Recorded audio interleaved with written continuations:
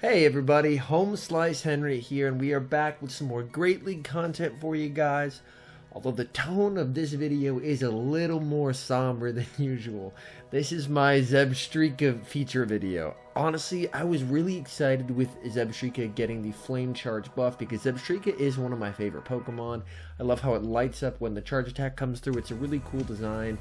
But unfortunately, as these battles go, as the title probably gave away, they did not go the way I was hoping. I was losing my mind on stream trying to win with Zebstrika. It's just so unbelievably glassy, and you just can't get to the charge moves as fast as I would like. But hey, I tried it, so without further ado, let's check out these battles and see how Zebstrika is in the Great League. Alright, and we're hopping into game number 1 against Zenki EEIH. Not even going to try to pronounce that name there. We are leading Zebstrika, and we get a Swampert lead, which is honestly not a great lead for us.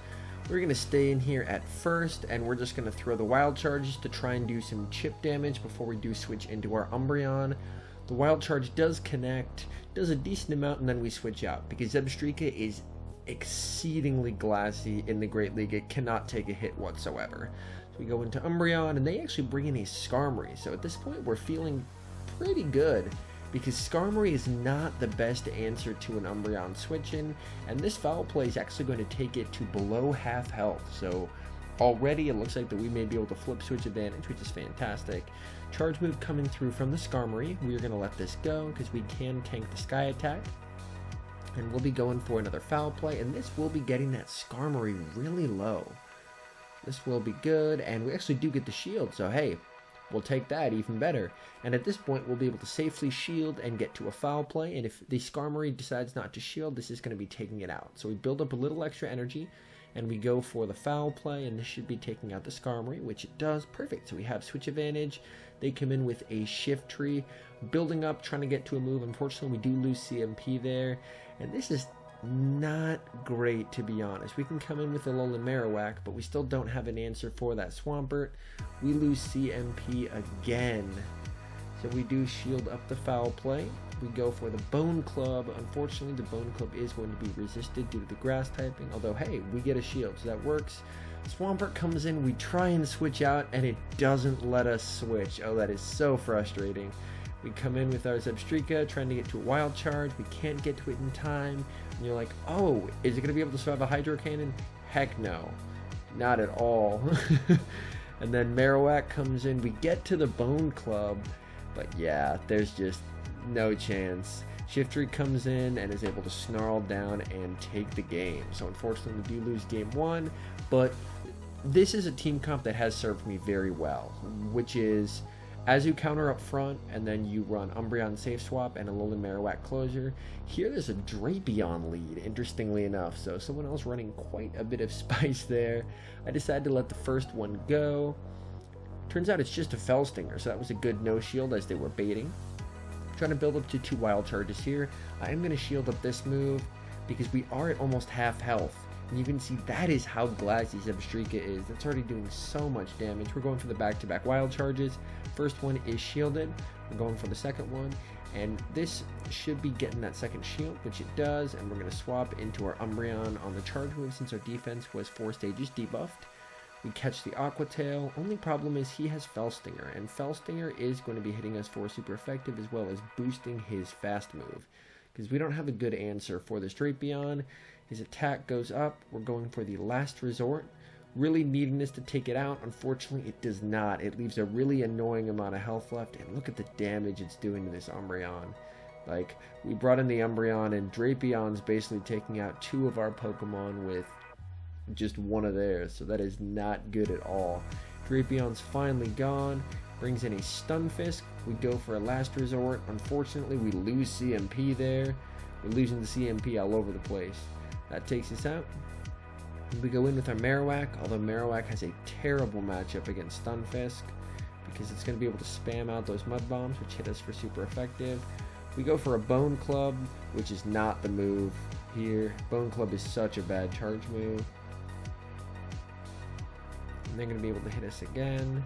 And unfortunately, they're going to be triple resisting any moves from Zebstrika. well, triple resistant the electric moves. I'm going to shield this up. My only play is, I guess, to go for a flame charge. Maybe the flame charge will magically do enough, but odds are probably not. Yeah, it doesn't do nearly enough, and they get to a mud bomb and they take us out. Yeah, so initial thoughts on Zebstrika: it's very glassy and it doesn't deal enough damage to be worthwhile using, just because you simultaneously take a lot of damage but you don't do a lot of damage, so it's just kind of a negative all around. This is not a good lead for us here. We're just going to build up a bunch of energy, try and go for double wild, or I believe in this matchup I actually do decide to go for the flame charge bait, and then so that way the wild charge, if it does hit, will be even stronger. They actually let the flame charge go, which was not what I was expecting. Now I'm going for a wild. This is buffed up, does a ton of damage. We do attempt to switch out, but the game doesn't let us, so as you can tell, I was pretty tilted on stream, I'll be honest. I was trying my best and the game mechanics were abandoning me. We take out the Bastiodon, brings in a Shadow Machamp, quick swap into Marowak, and they have a Haunter. And this is not good because we have a Machamp lined up with our Umbreon. So charge move coming through from the Haunter. I am going to let this go. It's just a Shadow Punch. We come in with the Umbreon. We're building up a ton of extra energy. I let this go. It's a Shadow Ball, which we can survive. So that was a good call by us. We're building up a ton of extra energy. Unfortunately, we do lose CMP there. And I believe we threw as well. Oh no, the charge move didn't trigger. So we go for the charge move here since the Machamp comes in. Then we go for the second one. Since they didn't shield the first one, this is just the bait. But they do shield it, and then they're able to counter down. So, unfortunately, we do lose game 3. Zebstrika is just not winning us a lot of leads at this point. And when we're safe swapping, we're not catching an Azu. So, this team is just not working out the way I want it to. Metacham lead, that's an interesting one for sure. We're building up some energy with Zebstrika. They do get to a charge move. I decide to let this go. And it's an Ice Punch, and look how much damage that does. We're already in the red. I just have to go for a wild charge. I'm not going to be able to get to 2. They shield it up, and I'm just dead. So they're still at like 80% health and down 1 shield, and I'm down a Pokemon. Like, I don't know what to tell you guys. Spend your Stardust elsewhere. They aggressively swap into Lantern, so I counter swap into my Umbreon, since they did decide to give up switch advantage. And I believe that was honestly a pretty bad mistake by my opponent, and one that's going to end up costing them the game here. Lantern goes for a Thunderbolt, but my Umbreon can eat Thunderbolts for days. We're going for another foul play, and these are doing some nice chip damage on Lantern, which is a pretty tanky Pokemon. So we're building up more energy here, going for the foul play. We do get the foul play off, which is huge. This should come pretty close to taking it out. Actually, it does get a shield, and he aggressively swaps into the Metacham. We are able to get to the Shadow Ball with Marowak. This is huge. This should be taking out the Metacham, which it does. Unfortunately, he's going to be able to bring that Lantern back in, and it's going to be doing super effective with the Water Gun. Gets to a charge move. I do decide to shield that up because I realize I'm probably going to need the Marowak. All I need to do is just get to a Bone Club. Bone Club will be hitting the Lantern for super effective damage, so it is going to be taking it out, which it does, and we'll see what's in back. It's a Skarmory, and we have a shield. So our fire spins are doing a ton of damage, so we should be able to shield up this Sky Attack. And then if we can hit a Shadow Ball, this Shadow Ball should be enough to take it out. Shadow Ball coming through. I just got to make sure I hit all the bubbles. Can we get the Zebstrika win, please? And we do. We get a win with this terrible, terrible Zebra. It's possible. Oh, man. Alright, so we're hopping into game number 5 against Shige King 1-1. And we're leading Zebstrika into an Altaria. So you're like, hey, it's a flyer. It's probably a pretty good lead, right? Wrong. Look at the damage that Altaria is doing with Dragon Breath. They switch out into Stunfisk. Here I honestly make a mistake. I throw a Flame Charge to soften it up when there's not really a need. I can comfortably switch into Umbreon and win this matchup.